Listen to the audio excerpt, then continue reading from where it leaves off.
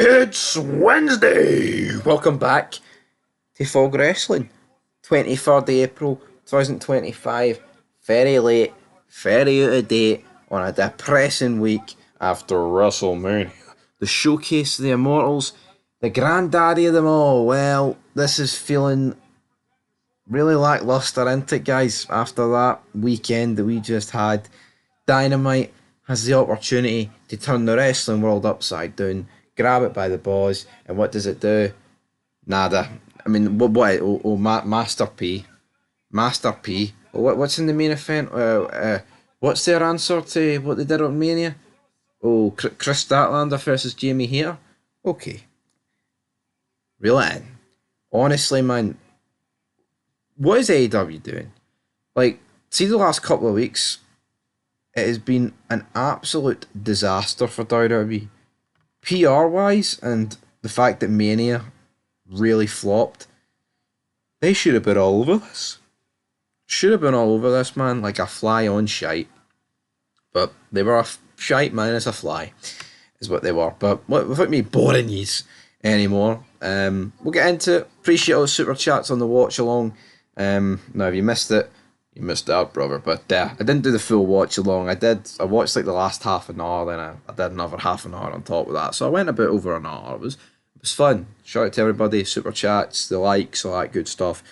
But anyway, let's do it. So yeah, Wrestle Headlines put this in at the start of the results.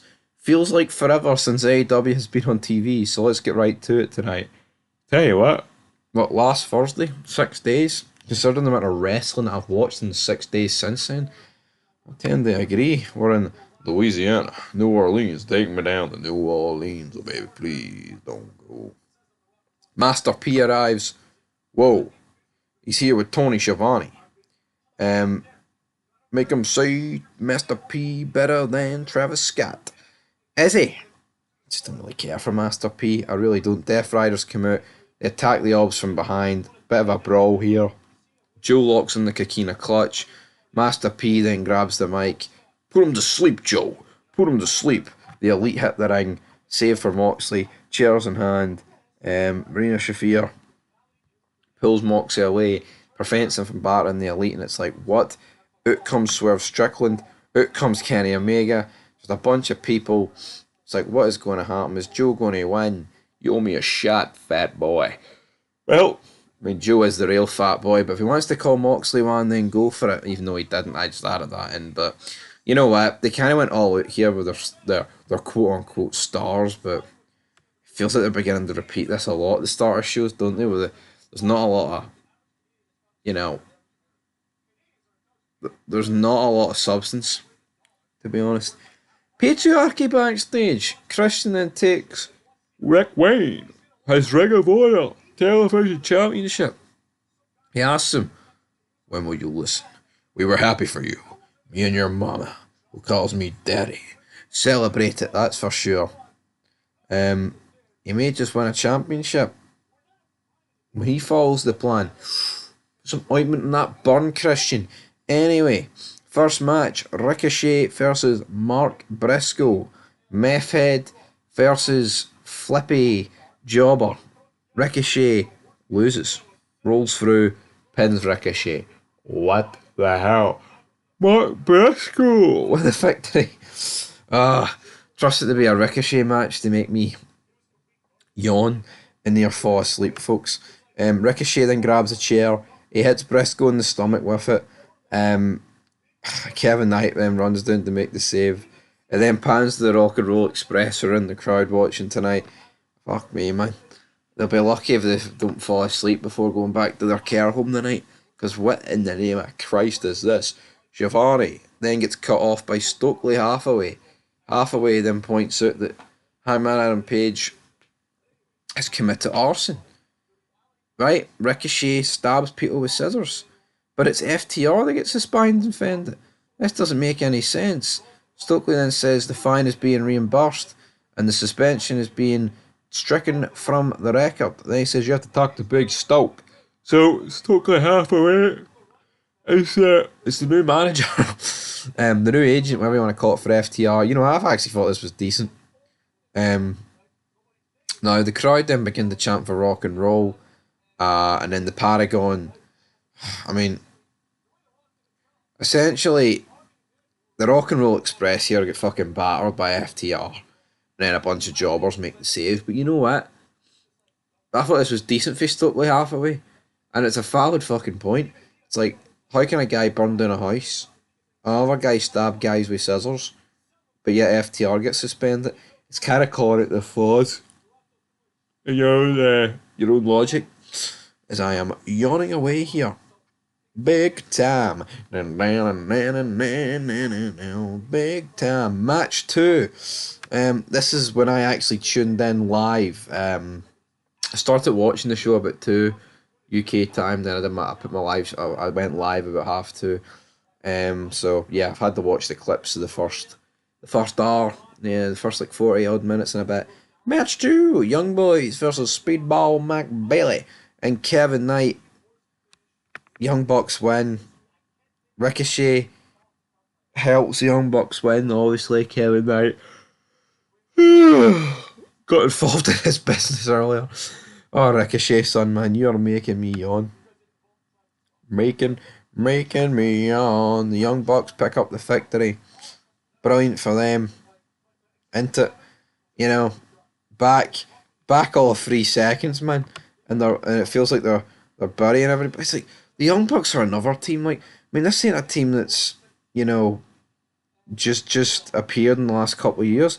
Young Bucks have been wrestling for like what 20 years. You know what I mean? It's like, what? How long do fucking guys just need to hold other people back? I don't understand it, honestly. Tony Storm then cut backstage. She's got an interview with Renee Paquette. I actually thought this was alright. Tony Storm. It's like a bloody dog, man. Honestly, what are you on them doing? He's a fucking treat wrestling, man. Honestly, I don't care what company. Make wrestling fucking good again. Right? But Tony Storm always cuts a decent promo. No beef here. Hurt Syndicate come out. He comes out with a sign. Bobby Lashley then goes to speak on MJF, but then a car appears. It's a nice. I've no idea. What I can't even remember what type of car it was, but Chuck Taylor was backstage and MJF was like, you're the valet. Throws him the keys and punched him in the balls, which I thought was kind of borderline hilarious. But anyway, we move on. Benjamin's like, you know what? The only reason I've given you this vote of confidence, MJF's because my love for that man. MVP, yeah. And yeah, Bobby takes a bit of time. MJF's like, you know what? Put your hand in. No, your thumb, your hand. Let me give you this proposition. And the proposition, pretty much, is fucking, I'll give you my car. So, yeah, Lashley and Benjamin then give him the thumbs down as they drive off, which I thought was pretty funny. Give the people what they want. And it's like, what is going on here? You know what I mean? Like, how weak is this making MJF look? It's like, yeah, if you want to give them women, right? That's one thing. Hell, your fucking watch, alright, that's another. But this car, and Bobby and Shelton just drive off. You know what I mean? Makes him look like a bit of a fucking knob, if you ask me, but anyway. We'll see how that goes. Hangman Adam Page cuts a promo with Renee backstage. MJF interrupted him. They bickered about the Owen Cup. Honestly, MJF just goes from like 100 to 0 because this stuff with the Hurt Business has been the best stuff the last couple of weeks. Josh Alexander and Takesh get defeated Will Ospreay and Brody King. Boring match, man. Just flippy dippy shite. Josh Alexander picking up the victory on Brody King. Beat down after the match. They batter the fuck out of them. Out comes Kyle Fletcher. Don Callis family on top. They're absolutely battering everybody, right? But then Rocky Romero and Trent Barretta made the save. Oh, how good. How fucking great is that? Then, tragically, well, actually, I said they made the save. They made the save on Page, who tried to make the save for what Ospreay and Co. But I tell you what, the main event, Jamie Hayter defeats Chris Statlander. Honestly, like, what would I mean? A wee face off on Mercedes money, but it's like that's your answer to Mania.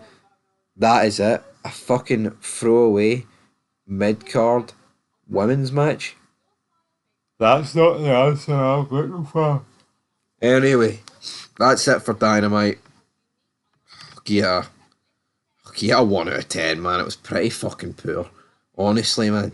WWE's there to be got, and this company just, it's almost like they can't be arsed. They got a wee fetish with being second best, and you know what I mean? Maybe that is it. I mean, obviously, in terms of size, like, they're always going to be second best, no unless the impossible happens and WWE dies, but weirder things have happened, I guess. Anyway, leave your thoughts down below, and peace.